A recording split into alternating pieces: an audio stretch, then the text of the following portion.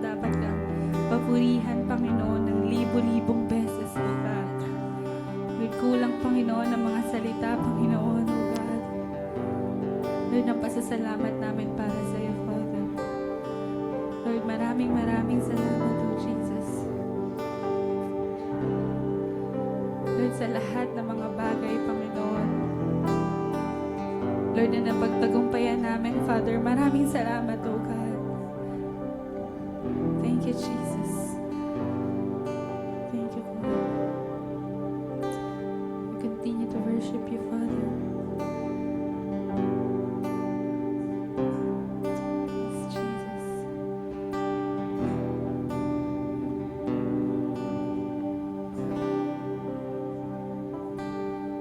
You are for me, not against me. Win my every battle, I am more than conqueror, for you said it is finished. It is done. You are faithful to deliver every promise to your Son. So be still, oh my soul. So be still, oh my soul.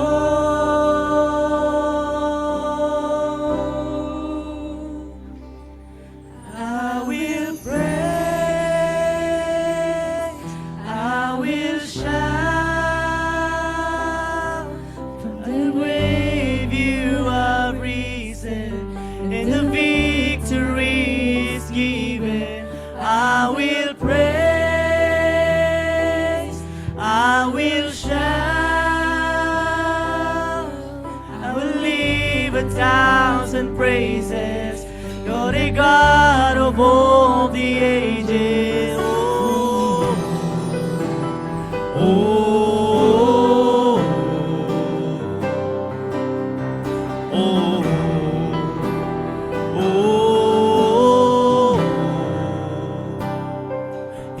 you are for me, not against me. I can win my every battle. I am more than conqueror, for you said it is finished. It is done. You are faithful to deliver every promise to your Son. So be still, oh my soul. So be still, Oh, church, let's worship the oh Lord. my soul. I will praise, I will shout. From the grave you are risen, and the victory is given. I will praise, I will shout, I will live live 1,000 praises. You're the God of all the ages. I will praise, I will shout. The grave you have risen, and the victory is given. I will praise, I will shout. I will live 1,000 praises. You're the God of all the ages. Oh, oh, oh, oh.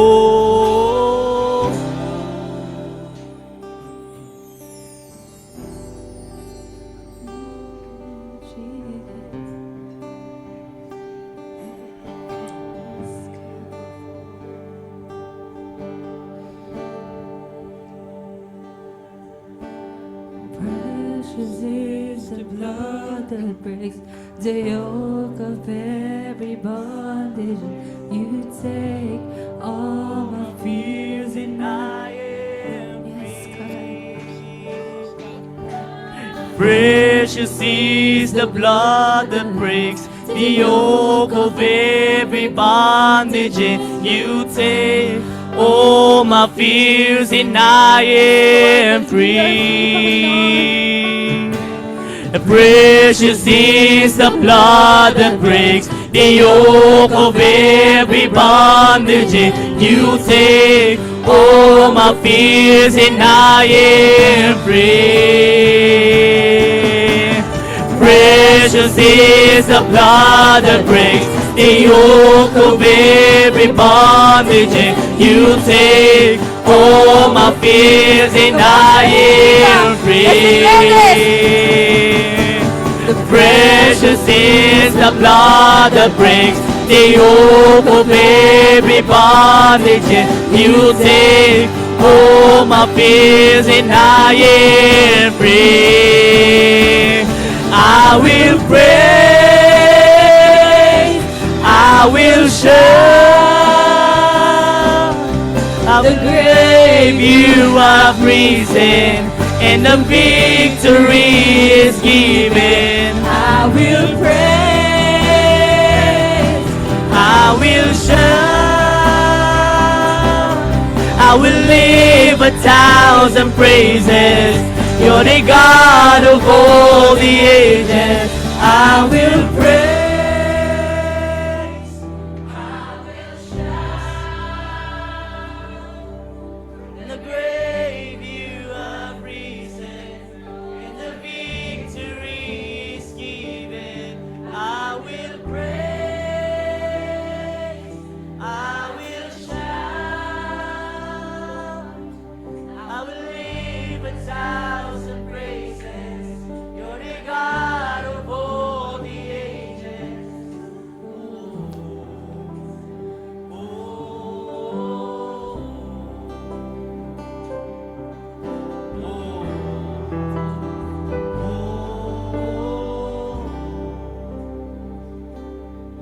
You are for me, not against me.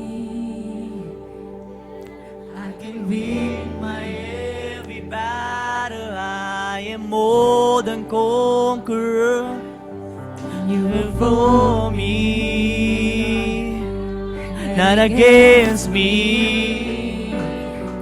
I can win my every battle. I am more than that you are conqueror. for me. You are for me, not against me. I can win my every battle. I am more than conqueror. You are for me, not against me. I can win my every battle. I am more than conqueror. I can win my every battle. I am more than Panginoon, oh God, that we are conqueror. conqueror, oh God. I can win Lord, my sa church every namin, Lord battle. God, we are I am conquerors. more than Yes, God, conqueror. Lord, sa government I can namin, win Panginoon, Lord, my we are every conquerors. battle. Yes, I God. am more than Lord, sa pag-aaral namin, conqueror. Father. I can win my every battle. Lord, I am sa more trabaho than namin, Father God. conqueror. I can win my every battle. I am Lord, sa bawat more than ministry namin, conqueror. Panginoon. I can win my every battle. I am Lord, sa more than bawat pinagdadaanan namin, conqueror. Father. I can win my every battle. I am more Lord, sa mga than sakit na nararamdaman namin, conqueror. Father. I can win my every battle. I am more than conqueror. So you said it is finished. Amen. Thank you, Lord. Come on, church. Yung pinakamalakas na palakpak sa Panginoon. Amen. Amen. Thank you, God. Thank you, Jesus. Thank you, Father. Amen. Come on, let's give God the best clap offering, CRC. Woo! Come on, declare, it is finished, Lord. Come on, Lord, we thank you, Jesus. Hallelujah. Praise God. So, before tayo pumunta sa word, no, can you just greet, no? Can we just go around, no? Say hi. You have a lot of new friends here. Make sure makakaway ka ng 5. There are several churches here. So we welcome anyone from CRC QC, diba? CRC Bagong Silang, CRC Tondo, our friends from all for Christ. Hallelujah. And also those who are joining us online. Hello, CRC Bagong Batangas.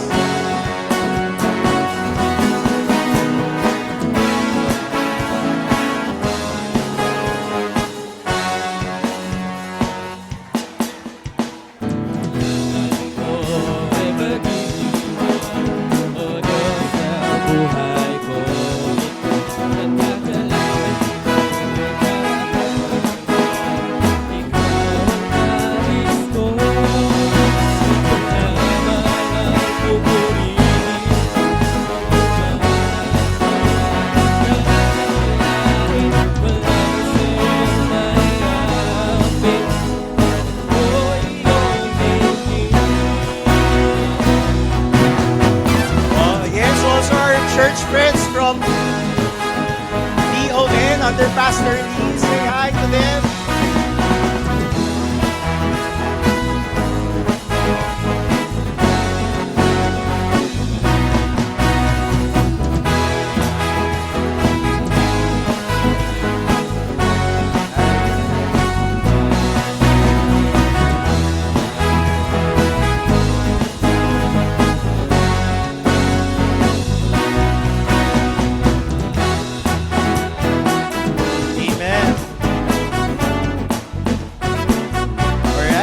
Settle down now. All right. Praise God. Praise God.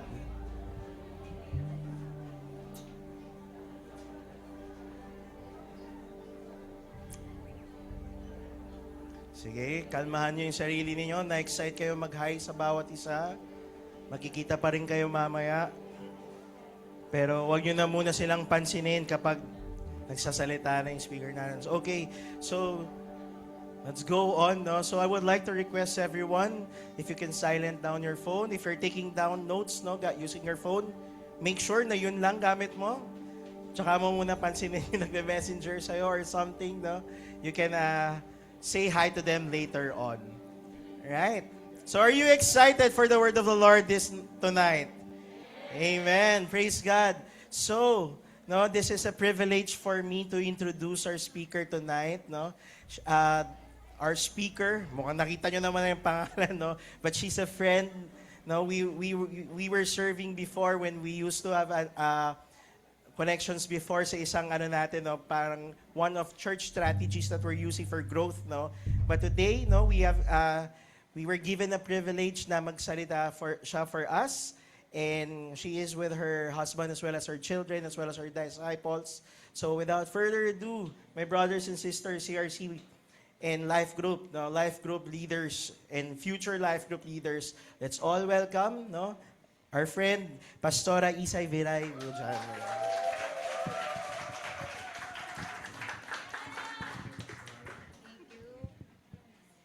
Thank you so much, Pastor Sam. Magandang gabi po sa ating lahat. Good evening, CRC. Uy, parang church din pala namin to, may poste din. Okay, sanay po tayo dyan. Good evening po sa inyo. And I am very excited and privileged actually to share the Word of God for us tonight. Kamusta po kayo? Kamusta mo yung katabi mo? Kamusta po ang Monday ninyo? Usually, ang Monday para sa ating mga workforce, taas ang kamay ng mga manggagawa ng Republika ng Pilipinas. Usually, Monday is really difficult, no? Kasi from Sunday, biglang back to work ko on a Monday. But I am amazed kasi ang mentoring nyo ay Monday. Usually, ang mentoring ay Saturday or Sunday. But you are here today, kaya sabihan mo yung katabi mo, good job, kapatid. Di ka nagpapigil, imbis na nanonood ka ng K-drama sa bahay, ay nandirito ka. Praise the Lord. Let me further introduce myself po. I am Pastora Isa. I am 34 years old.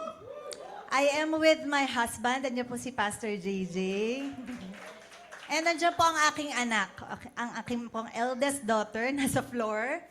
Actually, she is in the autism spectrum po. Kaya pag nakita niyo po siya na nasa lapag, ay normal lang po yon para sa aking anak. And we also have our youngest son somewhere. Nandiyan po siya. And we have here with us two of our spiritual children. Kami po ay from All for Christ Church Taguig, ang aming pong church. Pero kami pong mag-asawa ay nakatira sa Cavite. So we came all the way from Bacoor, Cavite today. Praise God, may skyway na po, no? Hindi na po masyadong mahirap pumunta. And I'm so excited. Pastor Sam is a longtime friend. 2014 yata tayo nagkakilala, or 2015. And ngayon may mga anak na kami, nakikita kami niyan sa CCF bigla na lang na pag may conferences. And of course, si Angela, I met her through Pastor Sam as well. Manalangin po tayo, commit po natin sa Lord ang gabing ito. Father in heaven, we thank you. This is such a special night, Lord. And Holy Spirit, we ask that you fill us today. Holy Spirit, we ask for your anointing to understand your word, and to receive from you. Salamat po, Panginoon. You are in this place. We commit to you this time, God. In Jesus' name, amen. Amen. Tonight, I will be sharing a message entitled, Driven by Love. Can you say it with me po? Driven by Love. Amen. Sino po sa inyo ang na-in-love na? Taas po ang kamay ng mga na-in-love na. Wow. Katabi niyo po ba ang inyong mga asawa? Kapag katabi mo ang asawa mo, pisilin mo ang kamay, sabihin mo sa kanya, I love ya. Para naman sa mga nagpe-pray pa, no, for your future husband. Para mas malakas yung sigaw, no? Sa mga nagpe-pray pa for your future husband and your future wives. Alam ko naman na kayo din ay naka-experience na ng love. Minsan, ang tawag mo doon, hindi na balik yung love sa'yo, pero at least nag-love ka pa rin. But today, we're not gonna talk about that. Actually, sabi ni Pastor Sam, ang consideration niya why he invited me was because it's Mother's Day month. Nung May 12 po ay nag-celebrate tayo ng Mother's Day. Pwede po ba magtaas ang kamay, mga kapwa ko ina?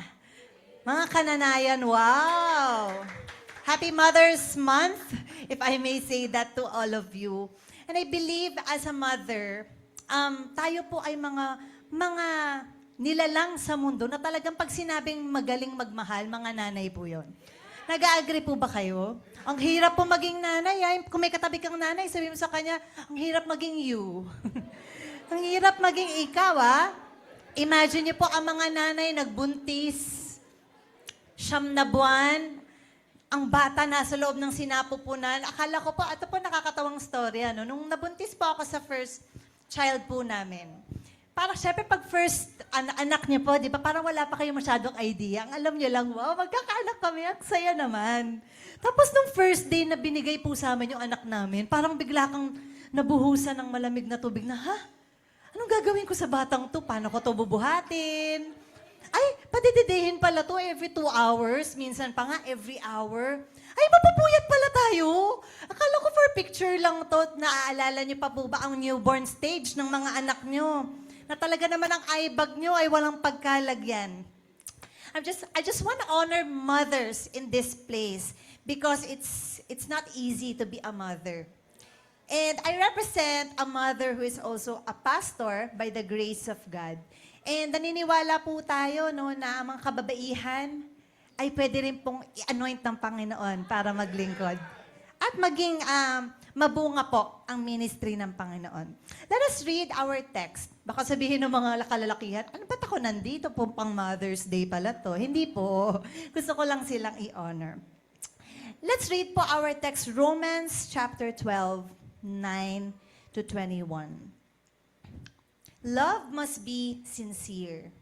Hate what is evil, cling to what is good. Be devoted to one another in love.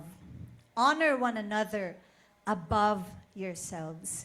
Never be lacking in zeal, but keep your spiritual fervor, serving the Lord. Be joyful in hope, patient in affliction, faithful in prayer. Share with the Lord's people who are in need. Practice hospitality.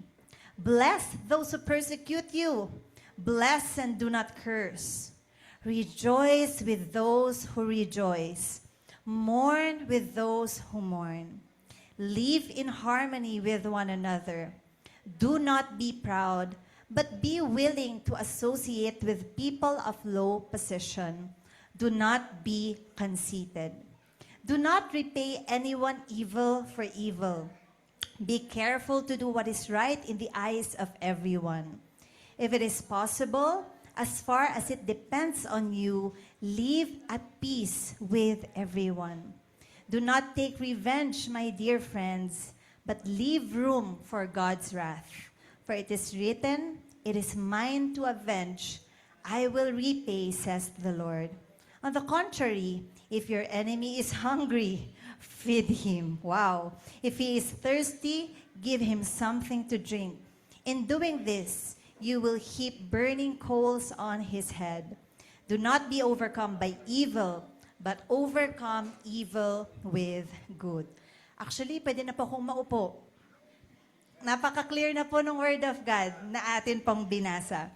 But of course, hindi po natin yung gagawin. A quick background po sa context ng Book of Romans. This is Paul's letter po to the Roman Church.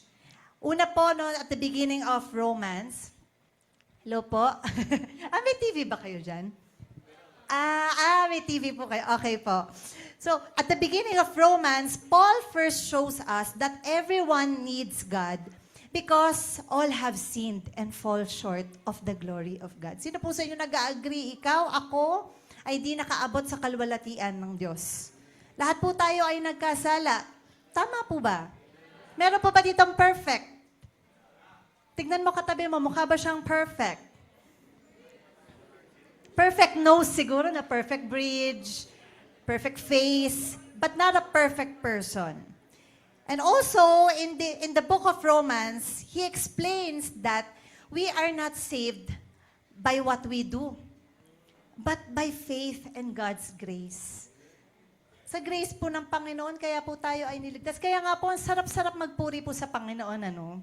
Every time we sing songs about the grace of God, for example, a classic song, Amazing Grace, how sweet the sound that saved a wretch like me. Ganda po niyan.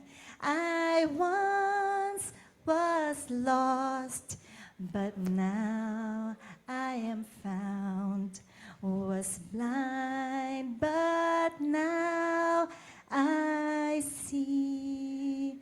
Ang ganda po ng awit na yan kasi marirealize mo, oh nga no, bulag ako dati pero nakikita ko na ang katotohanan patungkol sa Panginoon. Makasalanan ako, pero niligtas pa rin ako ng Panginoon. Ang dumi-dumi ko. But then, God still loves me. And He saved me. After that, He shows us, so si Apostle Paul shows us that this grace changes our lives. Naniniwala po ako na ang taong nakaunawa sa grace ng Lord will not remain the same person. Pero may magbabago sa kanyang buhay. Tama po ba? Hindi po pwedeng, I'm saved by grace, pero tanggap naman siguro ako ng Lord kahit magpatuloy ako sa old life ko kasi nga, gracious naman ang Lord. But I believe po, no, pag naunawaan mo, yung grace ni God, merong transforming power ang Panginoon sa buhay po natin. Kaya po ang sabi sa Romans 12:1-2, therefore I urge you, brothers and sisters, in view of God's mercy, to offer your bodies as a living sacrifice, holy and pleasing to God. This is your true and proper worship. Do not conform to the pattern of this world, but be transformed by the renewing of your mind. Then you will be able to test and approve what God's will is, His good, pleasing, and perfect will. Alam niyo po, through this letter, the Apostle Paul tells us how we should live in response to the love and grace of God. Kasi po, isa pong mahirap kausap, no, yung mga taong walang response. Tama po ba? May kilala po ba kayong taong kausap mo pero tuod lang? Yung grabe yung energy mo. Uy, grabe, napanood mo yung ano? Yung kausap mo, walang response. Nag-joke ka na, hindi tumawa. Chinat mo, walang reply. Di ba? Aray mo, di ba? Kapag talagang, oh, grabe naman to. Lalo sa Facebook ngayon, pwede nang hindi niya makitang sinin mo. Oh, yung mga matatanda, di nila alam. Pwede po yun. Yung nasin na nila, pero di niya nakikita yung word na sin. Di ba, ang hirap pag walang response. Ganon din po sa relationship po natin sa Panginoon. Yung nakakilala po tayo sa Panginoon, pero wala tayong response.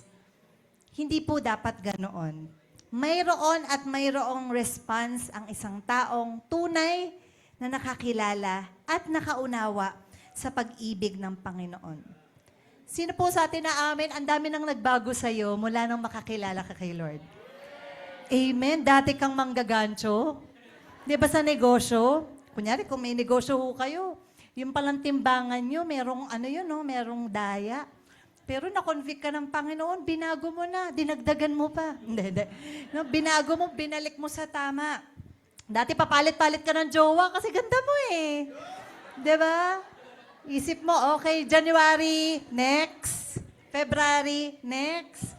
March, uy, gwapo, patagalin ko hanggang June. Okay, next, July, papalit-palit ka ng jowa. Dati ang sama ng lumalabas sa mga bibig natin. Sino po sa inyo mag-a-agree na yung bibig mo dati talaga namang mapamasaya ka? Mapamalungkot ka? Iba ang lumalabas sa bibig mo. Dati sagot ka ng sagot sa magulang mo.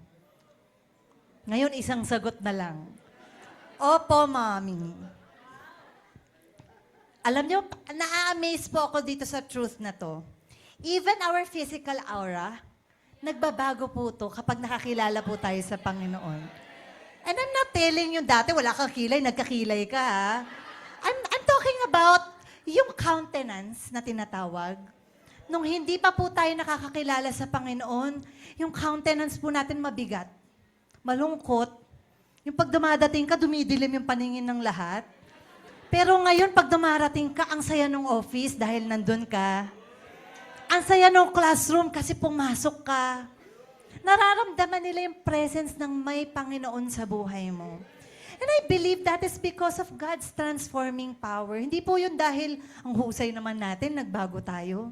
But because God transforms us day by day through the reading of His Word, through our devotions, by praying, binabago po tayo ng Panginoon. And let me give you po, no, 3 pong pwedeng maging response natin as a transformed person in accordance po sa Romans chapter 12, verses 9 and the following. Point number 1, tayo po, no, we must love sincerely. Ngayon po tayo ay nakaunawa, nakakilala sa Panginoon. We must now begin to love sincerely. Can you say it with me, sincerely? Sabi po sa verses 9 to 16, love must be sincere. Hate what is evil. Cling to what is good. Be devoted to one another in love. Honor one another above yourself. Let me jump to verse 13. Share with the Lord's people who are in need. Practice hospitality. Bless those who persecute you. Bless and do not curse. Rejoice with those who rejoice. Mourn with those who mourn. Alam niyo po, during this time, kaya po ito nasulat ni Apostle Paul sa Roman Church, it's because the Roman Church was composed of both Jew and Gentile. Ito po yung mga tao, mga Jew ay naniniwala na sila lang ang dapat ligtas at karapat dapat maligtas. But now, the Apostle Paul teaches that even the Gentiles, sila po ay niligtas ng Panginoon.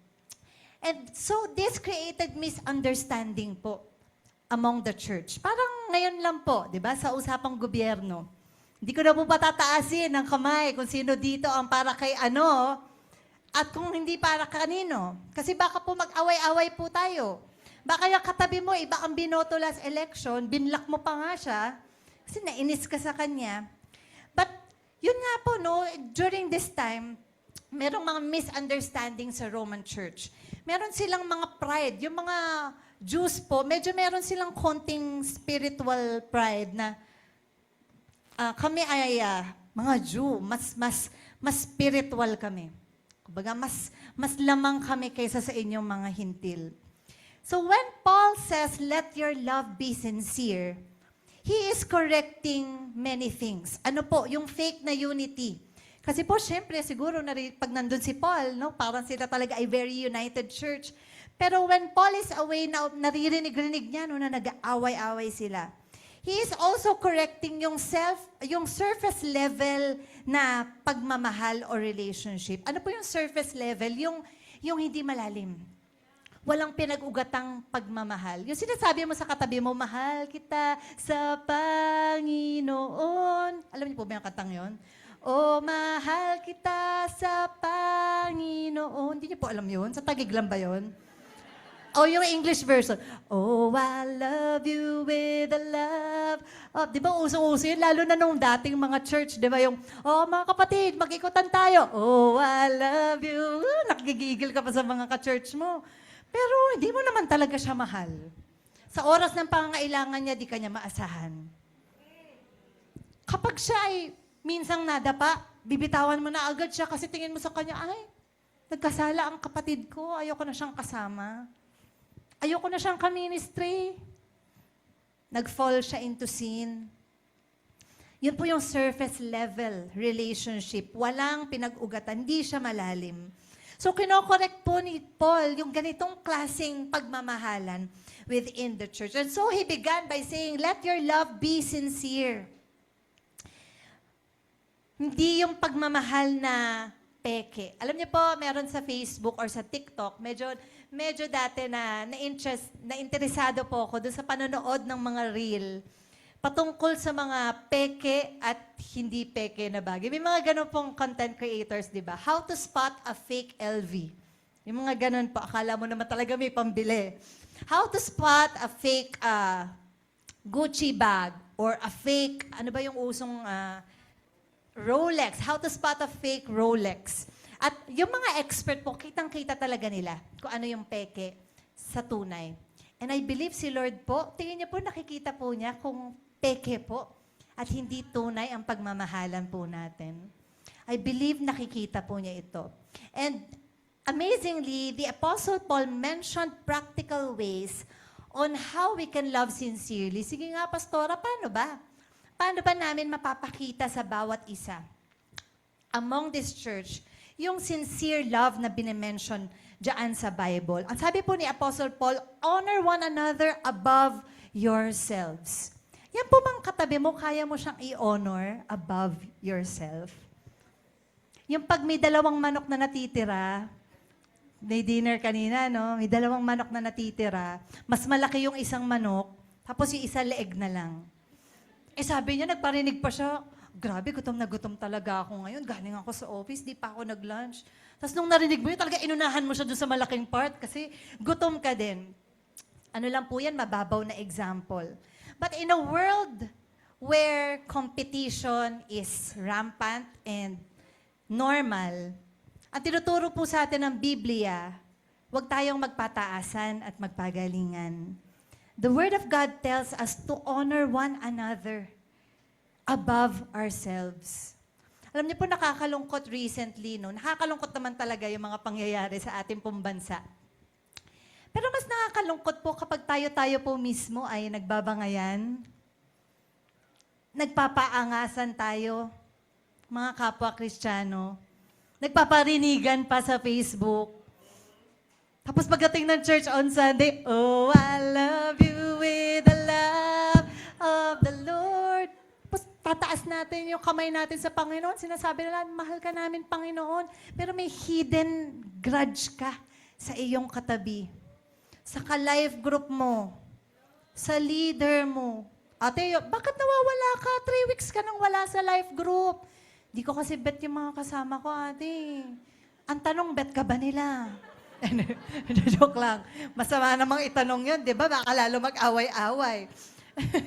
Pero, yun po ba ay sapat na dahilan na tayo hindi magpatuloy sa Panginoon? Minsan po, may mga Kristiyano nakakalungkot nag-church hopping. Lilipat sa malalaking church kasi thinking sa mas malalaking church, mahahanap nila yung hinahanap nila kung ano man yun. Pero alam niyo po, ako na-amaze ako sa mga humble churches. When I say na-amaze ako, yung mga nananatili ka kung saan ka pinlant ng Panginoon. Kahit na nakabisita ka no, uy, ang ganda ng aircon dito, ah. Uy, parang mas okay yung kids church dito, ah. May palibreng ice cream pag Sunday. Pero teka, maaalala mo yung church mo kung saan ka pinlant ng Panginoon. Eh, mahal ko yung mga yun eh. Sincere yung pagmamahal ko sa kanila, hindi ko sila iiwanan. Nang dahil lang gusto ko ng comfort. Honor one another above yourselves. Amen po ba? Tingnan mo katabi mo, sabi mo sa kanya, I honor you. When we say, I honor you, nirerespeto natin ang isa't isa. Tama po ba? Hindi tayo magbabanggit ng mga salita na ikabababa ng moral ng kapatid mo sa Panginoon. Whether you mean it or not, minsan di naman natin talaga minimin, no? Out of ano lang. Nainis ka lang, tapos may sasabihin ka na. But let's honor one another above ourselves. Honor your leaders. Honor your pastors. Minsan iniisip natin, no, mas matalino ko sa leader ko eh. Paano ko ba i-honor yan, pastora? Hindi nagpapakain pag life group. Malay mo naman, wala talaga siyang pampakain. Pero faithfully, minimit ka. Finifeed ka ng Word of God. Hindi ba ka-honor-honor yun? Minsan, ang hirap sa atin po, no? Ang dali natin maghanap ng butas sa kapwa natin Kristiyano. Yung parang nakaabang, teka, saan magkakamali to? Oo, yun na nga ba? Sinasabi ko na nga ba? Diyan eh. Ay, yun na nga, dyan nagkamali. Pero di ba sabi sa Biblia, tignan mo muna sarili mo, baka meron kang dumi sa sarili mong mata. Kakatingin mo sa kapwa mo, nalimutan mo, ikaw rin pala. May dapat baguhin sa buhay mo. Ano pa pong practical tip ni Apostle Paul? Ito pong maganda, very practical, but very powerful act of love. Share with the Lord's people who are in need. Practice hospitality. Alam niyo po, kaakibat talaga ng tunay na pagmamahal ang pagbibigay. We can never say we love a person and yet we are unwilling to give to that person. Diba sa mga nanliligaw dito, sa mga nanligaw, anong ginagawa niyo nung nanliligaw kayo? Lahat ng pwedeng ibigay, lahat ng best effort, lahat.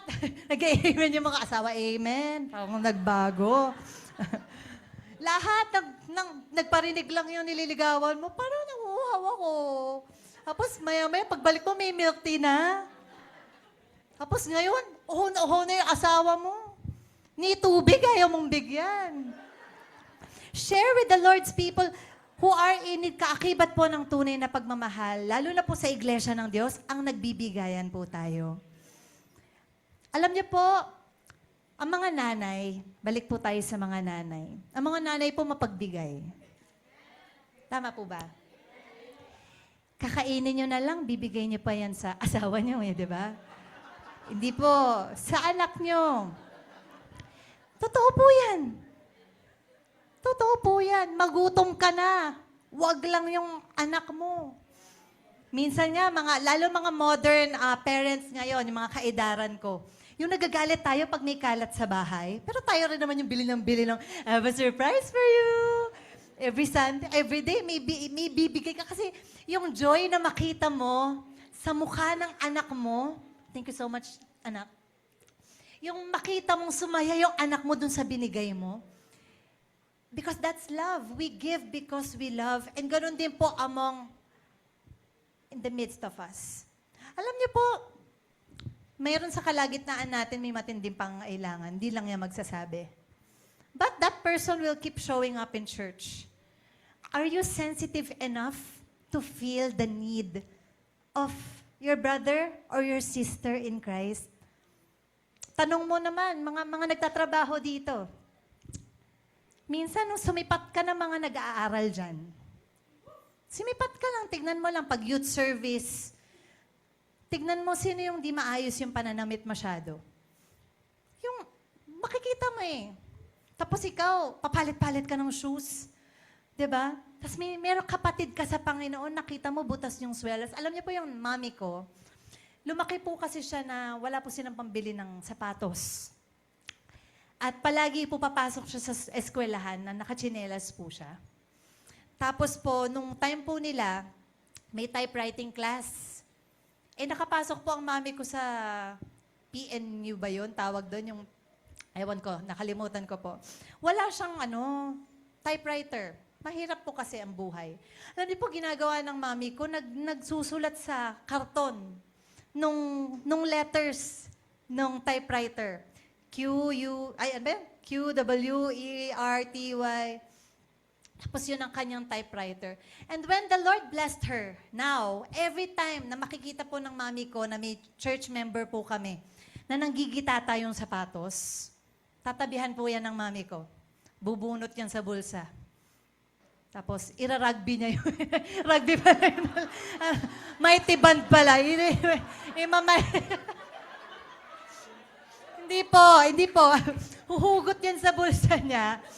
At sasabihin niya dun sa kabataan or ka-church po namin, kapatid, bumili ka ng sapatos mo. Alam niyo po, isa pa, mami ko po, ang pangit ng ngipin nung siya po ay dalaga. Yung pong sungki-sungki talaga. Greatest insecurity po yun ng aking mami. So, ngayon na rin po, kapag meron church member po kami, true story po kapag nakita niya, dumaan sa harapan niya, sungki-sungki ang ipin, ano ang ginagawa? Tingin niyo. Alam niyo po, dinadala niya talaga personal sa dentista. Ang dami na pong napabrace ng nanay ko. Kaya nga ang running joke namin sa church, kapag pangit ngipin mo, daan ka daw sa harap ni Mother. Mother! Pakita mo yung ngipin mo. Pastora! Kasi para makita niya, mapabrace ka niya. But that's the picture of sharing with the Lord's people who are in need. Alam ko, meron kang pwedeng pagpalain dito sa church na to. Kung sino yung nagsastruggle, Turungan mo siya. Imagine, titipirin mo lang ang sarili mo isang kape. Pangbaon ng kabataan na pwedeng mabago ang buhay. Dahil nag-share ka. Kapag merong na ospital, huwag ka na magtanong, may HMO ba? Baka may HMO yan eh. Pag nagbigay ako dyan, lugi pa tayo, may HMO naman siya. Kaya may HMO, wala. Hugot. Alam niyo po kami mag-asawa, hindi po kami mayaman. Mukha lang po.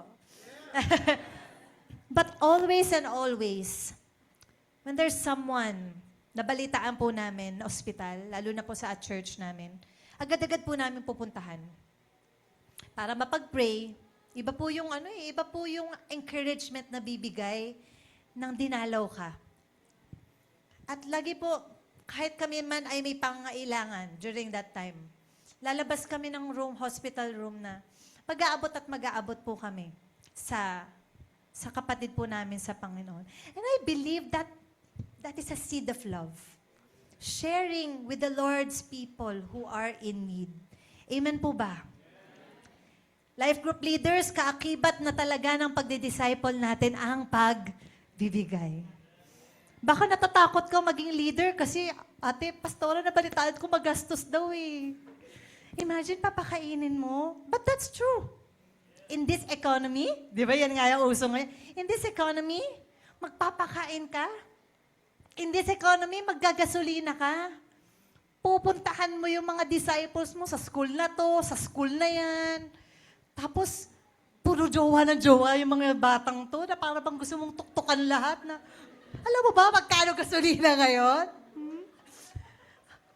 But that's really part of being a leader. Investing. Even money. And wala pa ho ako nakita. Listen to me. Wala pa po akong nakilala, na lingkod ng Diyos, na nagbigay para sa gawain ng Diyos, para sa kalwalatian ng Diyos, na pinaghirap ng Diyos, na pinabayaan ng Diyos. The Bible even says, Matthew 6:33, "Seek ye first the kingdom of God and His righteousness, and all these things shall be added unto you."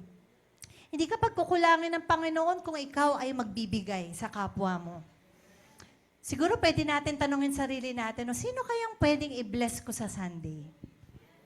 Ang gandang attitude po nun, no, na Sunday, excited ka mag-worship sa Panginoon, tapos may bit-bit ka rin pang bless sa kapatid mo sa Panginoon. O kahit sa kalye, may makita ka na nangangailangan, magbigay po tayo. Ano pa po, isang practical way na sinabi ni Apostle Paul to love sincerely. Rejoice with those who rejoice, and mourn with those who mourn. Alam niyo po, this is one of the verses, kami pong mag-asawa, we always carry in our heart as young pastors. We are 34 years old. Ang tingin ko sa akin, young pa rin eh. Young pa rin ang tingin ko sa age natin. We are actually the youngest pastors in our church. Ay, hindi pala, may isa pang youngest. But isa po to sa tinuro sa amin as pastors and leaders, to rejoice with those who rejoice and mourn with those who mourn. Because both rejoicing and mourning may experience po ng bawat tao sa mundong ito. Ikaw ba na-experience mo ng mag-rejoice? Yung meron kang victory sa life mo, di ba? Pumasa ka sa board exam. Amen? Na-promote ka. Mga ganyang rejoicing, ang sarap po yan. Pero naranasan nyo na rin po bang mag-mourn? Mga pangyayari sa buhay na hindi maganda, nakakalungkot. And I think I would be right when I say, in both circumstance, kailangan natin ng kasama sa buhay. Pag nagre-rejoice ka, di ba mas masarap mag-rejoice kapag may nagre-rejoice din para sa'yo? For example, kapag meron na po ba dito recently board passer, let passer? Di ba sa church po namin, recently, meron po kaming isang member na 3 beses nag-take ng bar. On her 3rd take, dun po siya pumasa. Grabe po yung saya ng buong church. Para bang kami rin ay nagpuyat at nag-aral at nag-exam. Because, di ba, kapatid mo sa Panginoon, di ba? Nag-struggle, pumasa. Amen po ba? Alam niyo po, hindi po kabawasan sa ating tagumpay ang makirejoice tayo sa tagumpay ng iba. Yung kapatid mo, lumalago yung life group. Anong gagawin mo? Rejoice! Kapatid, good job ah. Anong ginagawa mo? Bakit ang lago ng life group nyo? Instead of, ang lago ng life group niya. Kala mo naman talaga. Nakakatawa, but it happens. Minsan kung sino yung lumalago sa ministry, may spotlight for the moment. Minsan, ano pong attitude ng heart kaya natin? Nire-rejoice ba natin yung anointing ng kapatid natin sa Panginoon? Or deep in our heart, meron tayong, di naman niya deserve yan. But the Bible says, rejoice with those who rejoice. Kaya pag meron po kayong kapatid, first time nag-preach ng kapatiran mo, imbis na para kang judge dyan, na talaga namang inaabangan mo yung mga sasabihin niya. Mag-amen ka na, mag-amen, kahit di mo naiintindihan, para ma-encourage siya. First time mag-worship lead, pumiyok. Amen ka pa rin. Mag-worship ka sa Panginoon. May post yung kapatid mo sa Facebook. Ang saya-saya niya, di ba? Meron siyang blessing. Imbis na i-judge mo, ano ba yan? Ano naman yan? Pusuan mo. Sabi mo sa katabi mo, pusuan mo. Rejoice with those who rejoice. Rejoice with those who rejoice. A baby will be born. Rejoice. Rejoice with your neighbor. Actually, root for your neighbor to win in life. Dapat pinapanalangin mo at pinupush, sinusupport mo na yung kapatid mo sa Panginoon, magtagumpay siya sa buhay niya. At kapag nagtatagumpay na siya, huwag kang malungkot. Ba't nagtagumpay siya? Ba't mo sinagot, Lord? Huwag kang malungkot kasi kapatid mo nagtagumpay. Eh, ikaw pa ba? Anak ka rin ng Diyos? Pagtatagumpayin ka rin ng Panginoon. Baka hindi mo pa timeline. Pero pag dumating yung timeline mo, siya naman magre-rejoice para sa'yo. At alam niyo po ba kapag ganyan ang culture natin sa church, maa-attract ka ng unbelievers. Pag pumasok sila dito, ay grabe dun. Tanggap nila isa't isa. Walang competition dun. Bakit? Sa office may competition eh. Sa office, hilahan eh. Sa school, hilahan eh. Dapat sa church, nagtutulakan tayo. We help one another to be a better person, to be a better leader, a better disciple. We help and encourage and strengthen one another. Amen? Sige, bigyan mo ng 20 ang katabi mo para ma-encourage.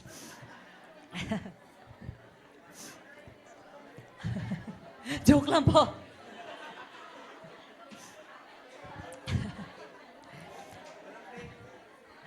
But, mga kapatid, hindi lang po natatapos sa rejoice with those who rejoice. Sabi po dito, mourn with those who mourn. Baka naman pumasa na tayo sa rejoice with those who rejoice. Pero paano yung mourn with those who mourn? Baka nandyan lang tayo sa saya. Pero kapag dalamhati na, nagsi-step back na tayo kasi uncomfortable tayo sa mga ganong bagay. Sabi nga po sa Biblia, kung may pupuntahan ka, piging, party, o burol, saan ka daw pupunta? O, sa party. Hindi po. Pupuntahan mo daw is yung burol. Dahil mariremind ka na ang buhay mo ay maikli lamang. Mourn with those who mourn. There are circumstances in our brother and sister's life na kailangan nila ng kapatid sa Panginoon na makikinig sa kanila, na maiiyakan nila. Mga kapatid sa Panginoon na hindi manghuhusga kapag sila ay nasa mababang posisyon ng kanilang buhay. And mind you, every one of us will face that in life. the low moments. Sino po sa inyo, mag-agree ka, nakaranas ka na ng mga low moments sa buhay mo? Moments na parang hindi mo na alam saan ka huhugot ng lakas. Tama po ba? And the people who show up during these moments, sila yung tatatak sa buhay mo. At sino dapat yun? Tayo po mga believers. Mga Christians. More so kapatiran sa Panginoon. Alam niyo po, 2020 is a difficult year for all of us. Tama po ba? Ano pong nangyari ng 2020? Pandemic. Lahat po tayo nagbago ang ating buhay. But for us personally, it was the most difficult year of me and my husband's life. Because the same year, our daughter, who was then 2 years old, was diagnosed with special needs or autism. And napakahirap po nung season na yun ng buhay po namin. Talaga pong napakahirap. May tissue ba dyan? Share naman with the Lord's with the Lord's people who are in need. Napakahirap po nung season na yun ng buhay namin. As in, sa mga magulang po dito, siguro po alam nyo kung ano yung aking sinasabi. And that time po, alam niyo po ako, ang personality ko po, very jolly. Kikita niyo naman po. Very energetic, cheerful. Alam niyo po, after the diagnosis, parang bigla pong nagbago po, parang may dark clouds na nag-surround po sa life ko. And until now naman po, mabigat pa rin po siya because autism is a lifelong condition. Di po yan, bibili ka ng paracetamol, tas gagaling na siya. Sana po, no? Ganun na lang. But it's not. And one time, naramdaman ng mga co-pastors ko po na we were so silent. Wala kaming paramdam, hindi masaya yung mga response. Alam niyo po, kung kasama niyo ako sa GC prior to that, ako po yung isa sa mga, akala mo talaga walang ginagawa sa buhay. Yung ang dami sinasabi sa GC, react ng react. Pag may nag-message, ako si react agad. Meron akong masasabi. But then there was a moment of silence on our part. Because as you can imagine, napakahirap nga po nung aming hinarap. Alam niyo po, touch na touch po yung puso ko. At one day, bigla na lang pong nasa labas na po sila ng aming bahay. Walang words na kinailangan sabihin yung mga pastor namin. Niyakap lang po nila ako. At alam niyo po, grabe po yung realization ko po that time na, wow, ito pala yung nararamdaman ng mga members namin. Kapag nasa low moment sila ng buhay nila, at nagpakita kaming mga pastor sa doorstep ng mga bahay nila. Walang words. Yakap lang, mga kapatid. Kahit walang regalong dala. I tell you, grabe po na-boost yung aking moral. Na-encourage po ako. Tumibay po yung loob ko. I was actually on the verge of giving up and stepping down from the ministry. But that visit, those hugs, the prayers offered for me really strengthened me that time. And doon ko naunawaan, yun pala yung mourning with those who mourn. Ito pala yung pakiramdam na ikaw yung kino-comfort. And from then on, pinangako ko sa sarili ko na, okay, I will be more sensitive to the people around me. Kasi alam ko na yung pakiramdam nang nandun sa posisyon na yun. And I felt the love of Christ. Imagine how amazing is that na maparamdam ng kapwa mo yung pag-ibig ng Diyos sa'yo nang dahil lang nakiramay sila sa'yo. Dahil lang noon na sinamahan ka nila sa oras ng paghihirap. And from then on, alam niyo po, na-realize ko nga na kulang pa yung ginagawa naming serbisyo para sa Panginoon. Na-inspire po ako na mas mag-show up para sa ibang tao. There was one time kami po ay nasa kasal ng pinsan ko. Rejoicing, saya, kasal. And one of our disciples called us. Mamu, sabi niya, yung sister ko po, nasa ER, please pray for her, 50-50 na po siya. And without a doubt, without second thoughts, kami po umalis doon sa party. Dumiretso po kami sa ER. Nakagown po kami, literal. Siguro nagtitinginan yung mga nurse, di ba?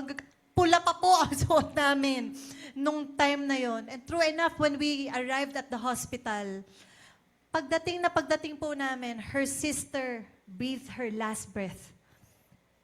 And this disciple of ours, wala po siyang kasama that time. At kung wala po kami roon, hindi ko po alam kung ano kahihinat na, how old si Ate Jello noon? 20s lang. Her only sister dying in front of her. Sudden lang po yun, dehydration. Walang sakit. And then we were able to catch her just at the moment na kailangan niya ng tangible love ng Lord sa tabi niya. And I'm not sharing this para sabihin yung ang husay niyo namang tao, but I'm just giving you examples on how we can show tangible love to one another. Huwag na po tayong magdalawang isip bumisita sa may mga karamdaman para ipanalangin ito. Huwag ka na magdalawang isip bisitahin ng kapatid mo kapag nanghihina siya. Pag tumatahimik yung kapatid mo sa Panginoon, anong gagawin mo? Ay, tatahimik din ako. Tahimik siya eh. Hindi. Puntahan mo. Yakapin mo. Ipanalangin mo. Kasi baka ikaw yung inaantay niya eh, no? Para manumbalik siya sa Diyos. Baka mamaya nag-pray siya nung araw niya, Lord, isang sign. Isang sign, Lord, para makita ko ang kabutihan mo. And ikaw yung taong yun. We're able to discern from God that He or she needs you. And you were there. Rejoice with those who rejoice, yes. But mourn with those who mourn. Alam niyo po, kung ipapractice natin po yan sa mga office mates natin, sa ating mga kaklase, alam niyo po, kapag in-invite mo sila sa church o nag-share ka ng gospel, mabilis na lang. Kasi nakita na nila, ay, oo, yan yung office mate kong kakaiba magmahal. Ay, alam mo, nung may pinagdaanan ako, wala niya. Isa dyan sa mga ka-team ko, may concern, siya lang. Tapos marirealize niya, dahil pala yun kay Jesus. Yung Jesus na pinipreach niya, totoong-totoo sa buhay niya. Kitang-kita ko sa buhay niya. Amen po ba? Let us love people sincerely. Very quickly, number 2, serve passionately. Ang sabi po ni Apostle Paul in Romans 12:11, never be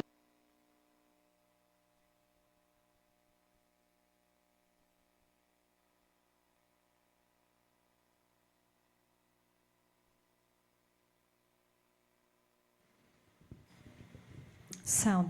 But keep your spiritual fervor. Alam niyo po bakit naisulat to ni Apostle Paul? Because during this time, yung Roman Christians po, they lived in a society na medyo nabubuli or nababash yung mga Christians. They were treated as outsiders. Kaya nga po yung mga Christians during that time, di ba po kapag ikaw, ewan ko, may nakaranas na po ba sa inyo ng persecution or nabash ka dahil sa iyong belief in the Lord? Ano bang mararamdaman mo kapag nangyari sa'yo yon?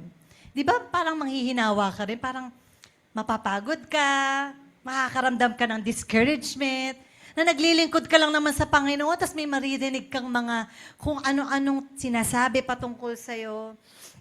You will become tired sa paglilingkod mo sa Panginoon. Kaya sabi ni Apostle Paul, never be lacking in zeal. Kahit na mayroong mga persecution, may mga nagtitreat sa inyo ng hindi maganda, sinasabi niya na dapat ang paglilingkod nyo sa Panginoon ay apoy na apoy pa rin. Bawal pala kay Apostle Paul ang low-key. Alam niyo po yan ang term ng mga Gen Z. Alam niyo po ba yan, mga mommies, ang term na low-key? Yung low-key lang kasi ako eh. Low-key lang kaming magjowa, di kami masyadong nagpo-post, low-key lang kami. Yung parang di masyadong showy. Ano lang, parang mga subtle lang yung kanilang pinapakita. Pero sa pagiging Kristiyano at mananampalataya ng Panginoon, hindi po tayo pwedeng low-key. Hindi mo pwede sabihin, Pastor, low-key lang ako ah. Anong ibig mong sabihin, kapatid? Ayoko pong sumali sa life group. Ayoko pong mag-serve. Low-key lang po ako. Dito lang po ako sa gilid, Pastor. Actually, favorite seat ko po yung dito sa likod ng poste. Hindi po hindi kayo.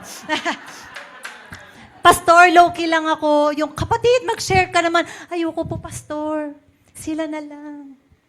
Dito lang po ako. Uy, maglingkod ka naman. Ang ganda ng ngiti mo. Pwede kang usher. Hindi po. Sige, Kap. Tanggalan ka ni Lord ng ngipin. Ako, ayaw mo. Sabi mo nga sa katabi mo, bawal ang low-key Christian. In simple terms, the Apostle Paul is saying, don't lose your fire for God. Don't let pressure from people cool down your fire from God. Mga kabataan, taas ang kamay mga Gen Zs. Ay, iba din ang mga Gen Z dito para mga kamukha ko Mga Gen Z, dapat kayo ay on fire para sa Panginoon. Alam niyo ba, Gen Z, ang meron kayo na wala kami? Lakas. Tama. Yung mga iba dito, umamin kayo, tumalon lang kayo ng konti kanina, parang aray. Parang medyo, kailangan ko ng, parang gusto mo bulungan niya katabi mo, may katingko ka ba dyan? Pero mga kabataan, you can jump for God. Alam niyo sa mga concert ng mga K-pop idols, nakaka-amaze yung mga mga fanatics talaga Na kung tumalon, 'di ba? Kung parang wino-worship na yung mga K-pop idols. Kaya nalulungkot ako kapag may mga kabataan sa church na low-key. Yung pinangangalagaan yung aesthetics, yung low-key lang.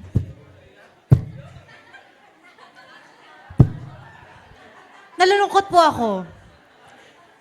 Kasi po, kabataan ang dapat pinakamalakas ang papuri para kay Lord.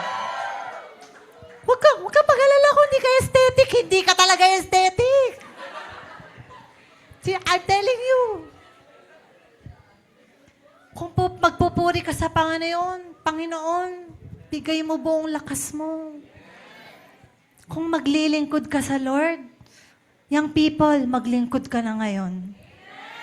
Huwag mong antayin yung, ganyan katanda. Baka kasi, standard nyo. Ganyan pala katanda para maglingkod kay Lord. Marami pa akong oras para mag-dili-dali. No.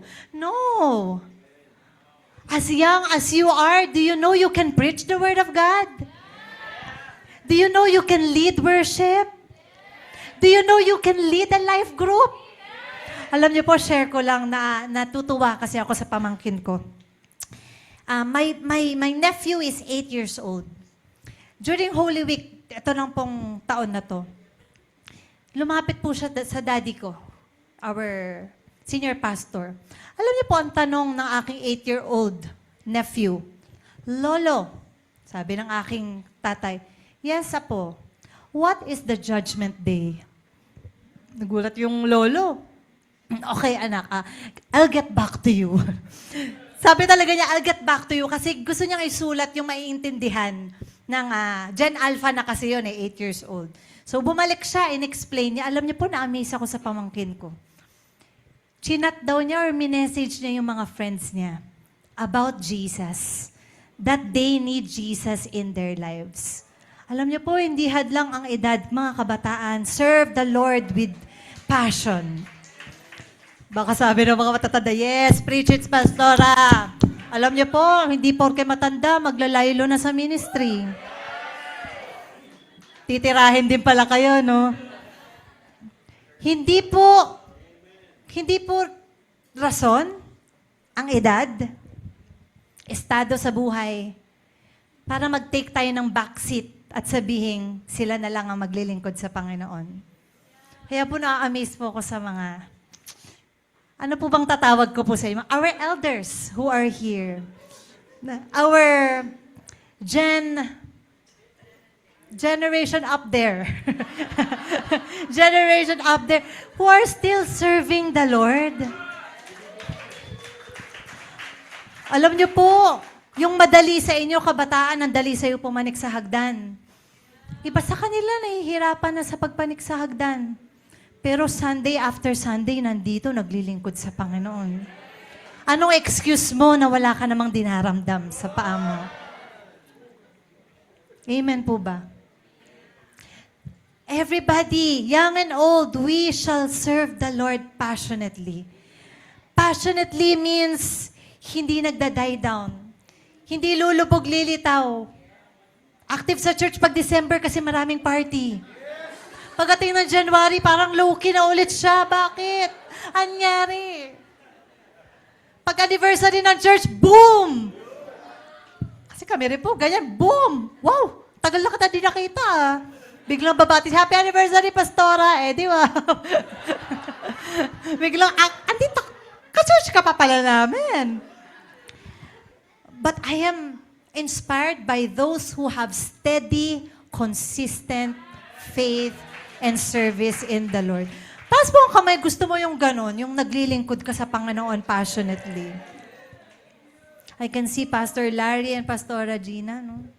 Amazing.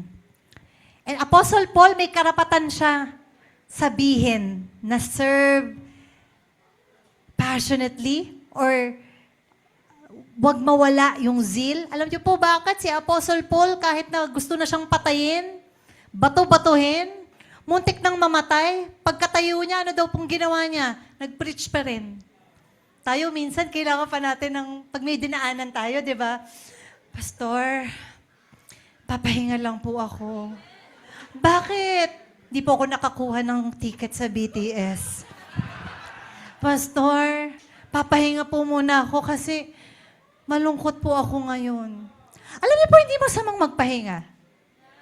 Ako po, na-realize ko po, rest is God's gift to us na dapat po natin ginagamit. But we shall never rest from serving the Lord. Pwede naman nagpahinga ka, matulog ka, magbakasyon ka, go! Staycation ka. Huminga ka. Pero bumalik ka. Maglingkod ka ulit sa Panginoon. Baka naman kasi iba sa atin, sasabihin mo lang magpapahinga ka, pero escape mo lang pala siya. Wag naman, sabi mo sa katabi mo, wag naman. Baka pagpahingahin ka na talaga ni Lord. Baka sabi ni Lord, gusto mo lang pahinga, ha? Etong sa'yo. Wag naman po. Alam niyo po, as a testimony, I've been a pastor's kid. At literal po na ako'y pinanganak, pastor's kid na po ako. I have been serving in the church, in the ministry since I was little. Nagsimula po ako sa kids church. Nagsiserve po ako sa kids church. Nalipat po ako sa music ministry. Naabutan ko pa po yung acetate. Ginawa niyo rin po ba yun? Yung overhead projector. Sino pong taga-overhead projector niyo dito? Di ba? May ano yan, may art yan. May filter effect yan. Kapag lilipat ka sa next song, gaganon mo yun. Ako po yun sa aming church. And then, I became a youth pastor. At a very young age. I was 21 years old. Nagulat po ako na ako po ay inassign as a youth pastor. But then yun nga po yung kwento ko sa inyo, 2020, sinubok po ang aming buhay. Gusto ko pong mag-give up. Gusto ko po nang magpahinga sa paglilingkod. Actually, kinausap ko na po yung pastor namin. Sinabi ko po, mag-step back na po ako. Kailangan po ng anak namin ng focus, full-time care. Pero nagpapasalamat ako sa Panginoon sa wisdom ng mga pastor namin na sinabi nila, sige ate, magpahinga ka for a while. Mag-pray ka. Pero hindi namin muna tinatanggap yung resignation mo. And I praise God for that. What if tinanggap nila, no? Ako rin yung malulugi na hindi ako makapaglingkod sa Panginoon. Kasi may dinaanan ako at naisip kong give up na ako. Malalagpasan ko pala yun. Sa tulong ng Panginoon. And I pray talaga po, with all of my heart, that until I grow old, I want to serve the Lord passionately. No matter what. Sa totoo lang po, hindi ko po alam kung sino dito ang may kakilala ka, kapamilya, na may special needs doon sa pamilyang. Napakahirap po. It's full-time caregiving. Wala po kaming pahinga. Literal po na, pag sinabi ko pong wala po kaming pahinga, ay wala po kaming pahinga. Kahit po tulog ang anak po namin, yung isip po, hindi nagpapahinga. Paano future niya? Paano pag nawala ako? Ang dami pong paano. And I can actually use those excuses. Tama po. Iba naman na maglingkod. Dami nyo naman dyan eh. But, I don't want to be left behind in serving God.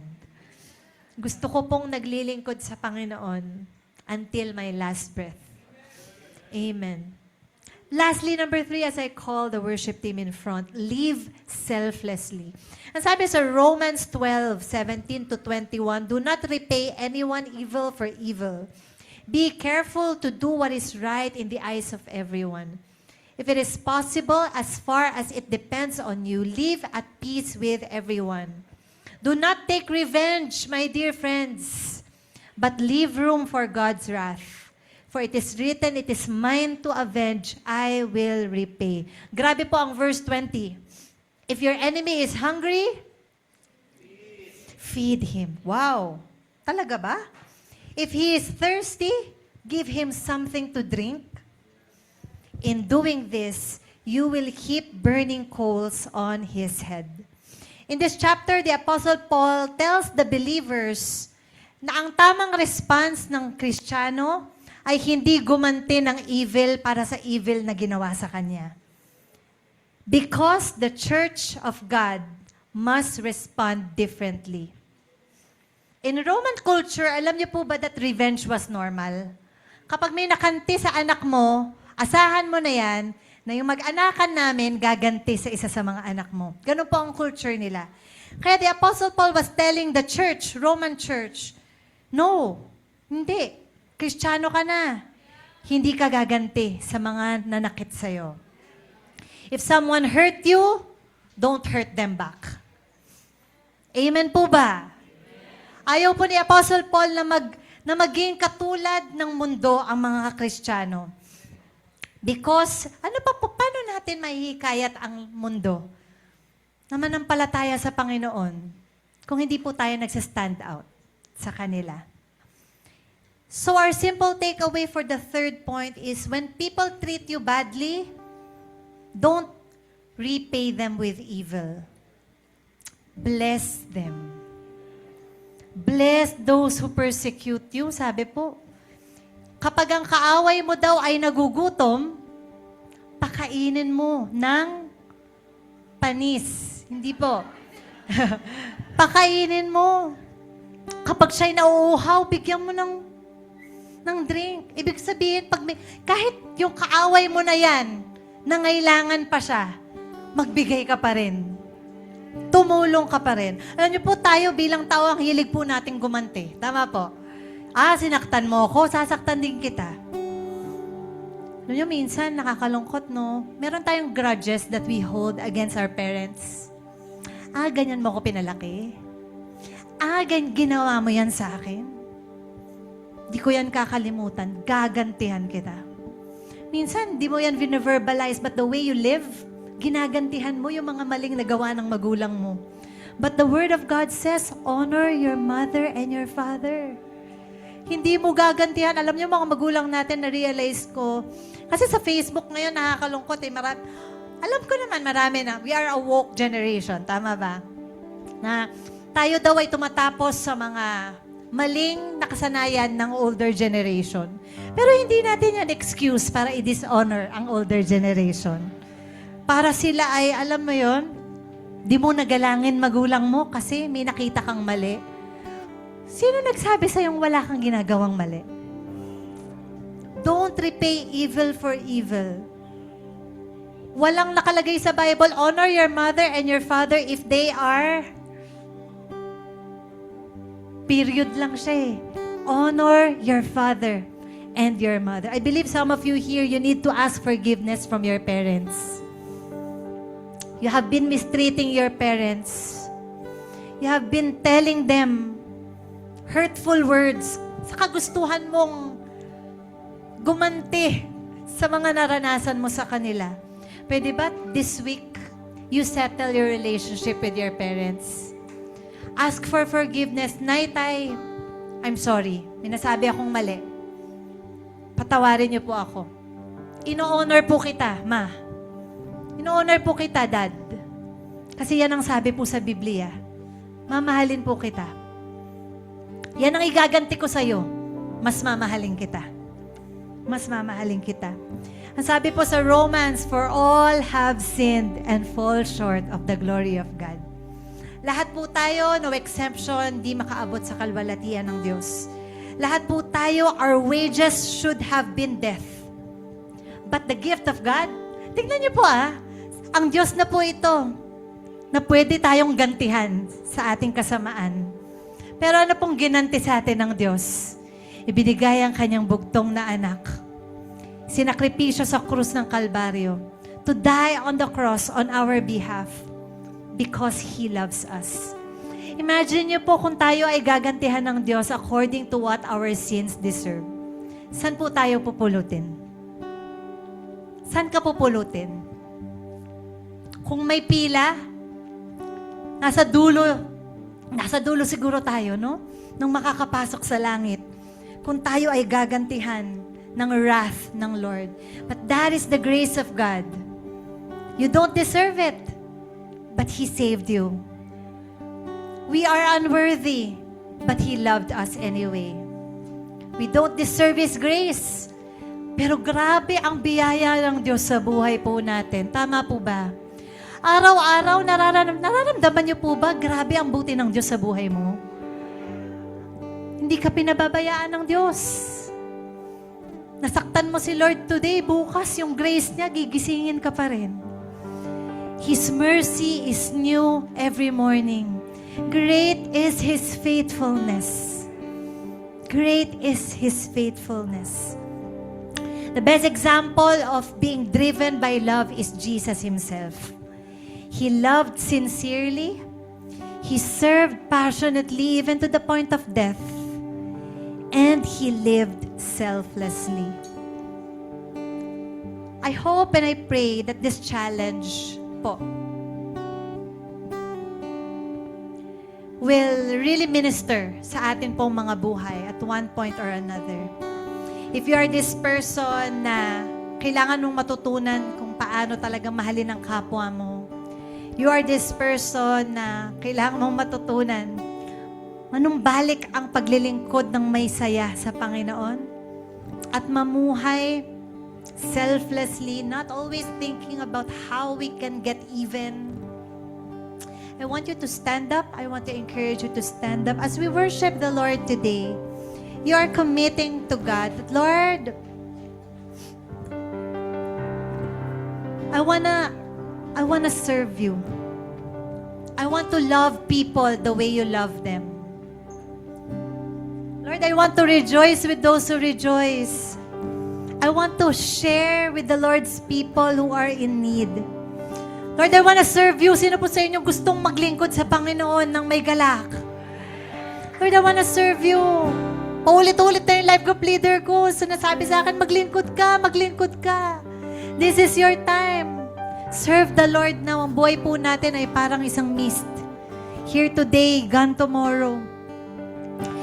Maglingkod na po tayo hanggat kaya po natin.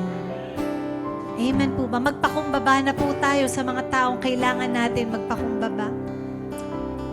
And if this is you, as we worship the Lord through a song, I want you to raise both of your hands as a commitment to God. Lord, here I am po. I will love people. I will serve you and your church. I will be selfless as you want me to. Let's worship the Lord.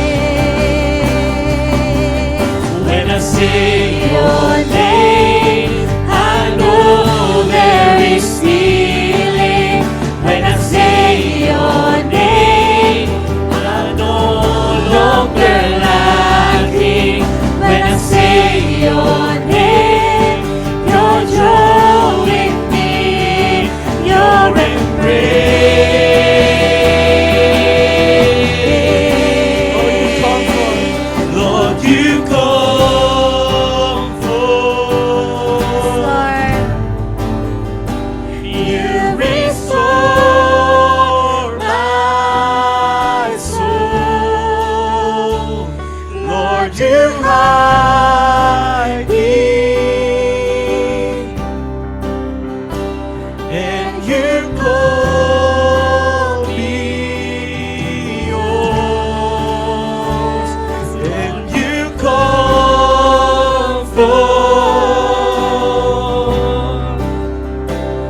you restore my soul. Lord, you hide me, and you call me yours. Lord, you comfort. Lord, you Yes, Lord, comfort your comfort. people today. Thank you, Jesus. You restore. Oh, let your love overflow in our lives, God. Lord, you hide me, and you call me yours. When I say your name, I see fate arising. When I say your name, my fears, they come crashing. When I say your name, you're drawing me in your embrace.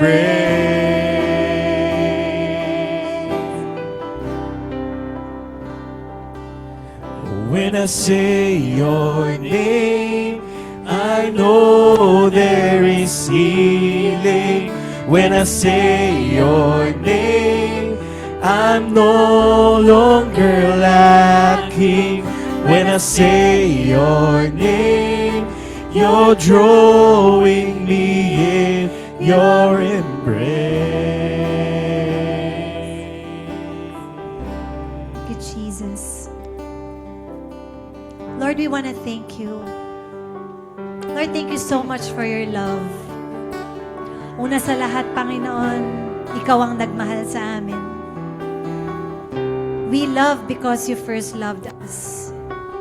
And Lord, I pray tonight, Lord, heal our hearts. Lord, there may be people in here tonight whose hearts are wounded. Napagod ng magmahal ng disciples. Napagod ng magmahal ng unbelievers, ng lost souls. Napagod ng magmahal ng kapatid sa Panginoon. But Lord, I pray that you would heal these wounded hearts. Heal them right now, God. Heal them right now. You're our great healer. And you can heal even the deepest wounds in our hearts. Lord, enable us to love again. To love again the way that you love us. Lord, enable us to share with the Lord's people who are in need. Lord, equip us to rejoice with those who rejoice. Equip us, God, even more to mourn with those who mourn. Because this is what the world needs, God. That this church, our church, becomes salt and light to the world. And so we pray, God, let your love overflow in our lives. Lord, mag-umapaw ang pag-ibig mo para mabahagi namin to sa ibang tao. Lord, I pray for those of us here who got tired of serving. Lord, restore to them the joy of their salvation, that they may be restored in the joy of serving you. That Lord, tonight as they leave this place, they will be reminded in the first place that you love them, that you sacrificed your life for them. At Lord, magde-decide po ang bawat isang maglingkod sa inyong muli. At Lord, hindi lang basta pong maglilingkod, pero maglilingkod ng may katapatan, ng may kagalakan. Lord, yung hindi na kailangan pilitin, pero nagvo-volunteer para maglingkod para sa inyo, Lord. Because, Lord, you deserve our service. Lord, you deserve this life. Forgive us, God, for the many excuses we have for not serving you, for taking the back seat. Lord, forgive us if we thought pwede na kaming hindi maglingkod. Panginoon, maglilingkod kaming muli sa inyo. ang aming buong sambahayan ay maglilingkod sa inyo. Thank you, God. Thank you, Jesus. Thank you, Father. Thank you, Jesus. Thank you, dear Holy Spirit. We love you. We honor you. We give you the highest form of praise in this place. Thank you, Jesus. Thank you, Jesus. Thank you, Jesus. Hallelujah. May pag-inom sa ngalan mo, Jesus, walang kulang sa yakap mo, panatag ang puso ko.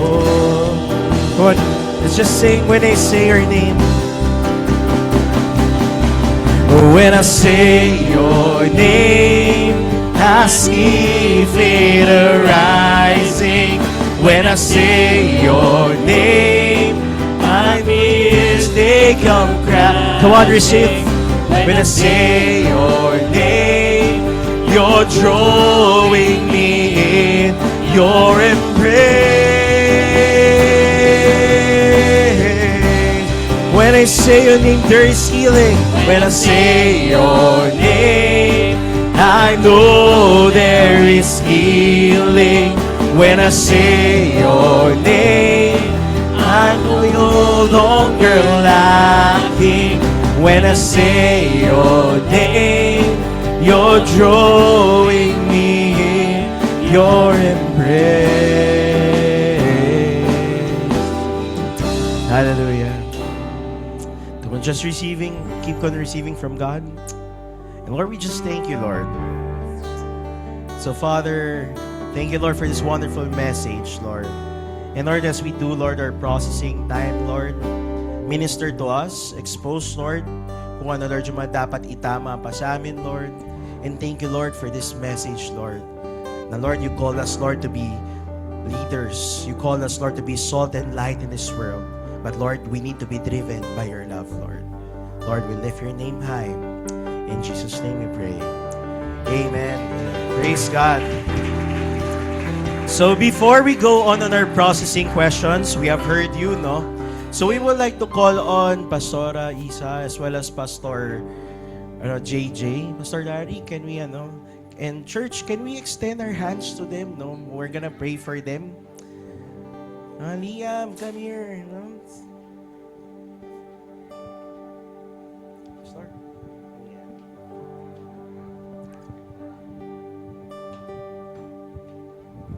Amen. Sino sa inyo na blessed? Ako, I'm really blessed. Actually, first time ko narinig ka na nag-share. No? Sorry do sa mga times na hindi ako available. But I was really amazed. Andun yung talagang anointing of God plus yung sincerity ng heart talaga to share and to impart what the Lord has given her. And tonight, let's ibalik natin sa kanya, sa kanilang family. And we can identify with what's happening sa kanila dahil we also had our own, yung pinakabunso namin special child. Pero talagang, lalaking change binago ni Lord. And it's another story. Kwento na lang namin sa inyo para ma-encourage din kayo. Na ngayon, siya, 36 years old na siya.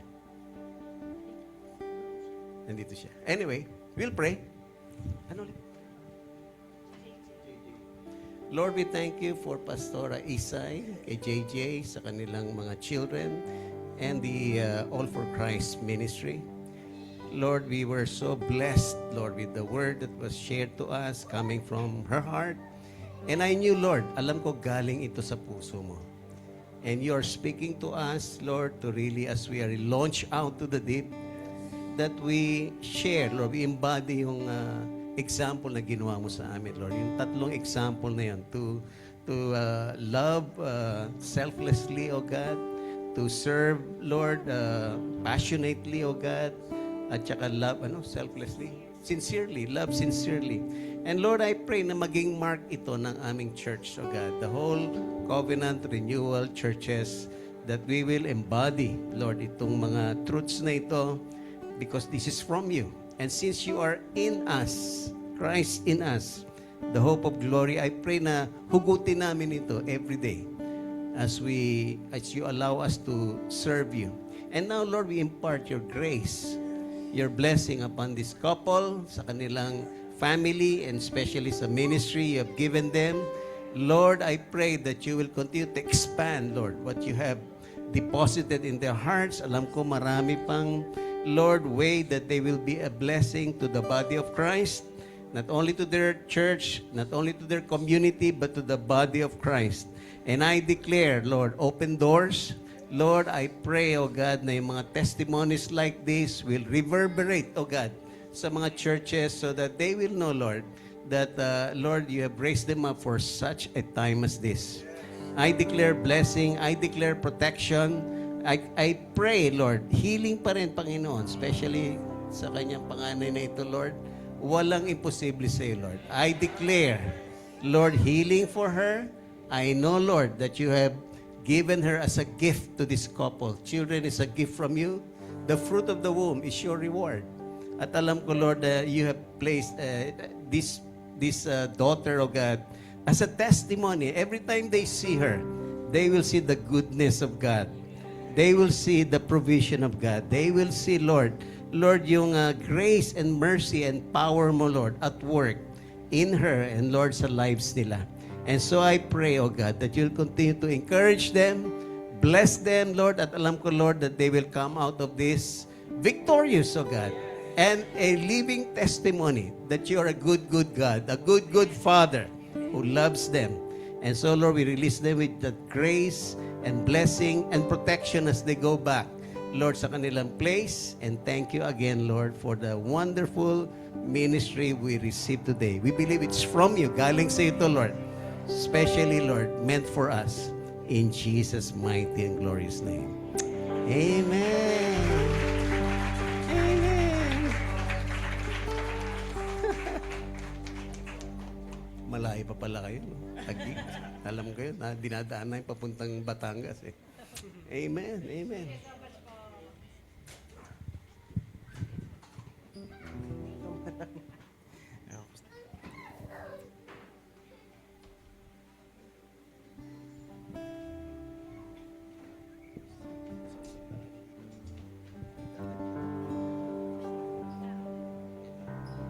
Amen. So let's just give us 15 more minutes of your time. So before you go and before your processing time, no, find a partner. Maganda, no. I hope you naka-receive kayo from the Lord tonight. So but we would like to hear from you, no. Before we would like to keep improving our mentoring, no. So we would like to show you this QR muna. Kasi pag nag-processing time na kayo, makakalimutan nyo na ako eh. So please scan a QR. We would like to hear from you. We're excited to, kung wala naman, no, we're gonna send out the link also later to your life group leaders as well as to your pastors. So we're really looking forward. We are eager to improve as a mentoring. But anyway, find a partner. Just let's take 10 minutes of your time before you go. And here are questions, no. Number 1, paano mo ipapakita ang sincerity mo towards your spouse? If you have a spouse, no. Family members, of course, your family, your pastor, your life group leader, and your life group member, no? Syempre, let's practice that one, no? So, pili ka na lang. Baka kasi ubusin mo yung 10 minutes sa isa. Baka pag-usapan pa ng asawa, ubus na. Number 2, ba't naging 1-1-1 lahat, no? Anong mga aksyon na gagawin mo para ma-restore ang passion mo kapag nanlalamig ka? Right? It's a good thing to discuss. And then, of course, paano mo ipapractice ang live selflessly towards these people around you, your circles around you. Amen? So let's get a partner, 2 to 3, no? So we're gonna still post this and we're gonna request the tech to post at least 10 minutes or 10 minutes for this one. So guys, 2 to 3 lang. So let's take this processing time and then let's have a quick picture lang with it afterwards.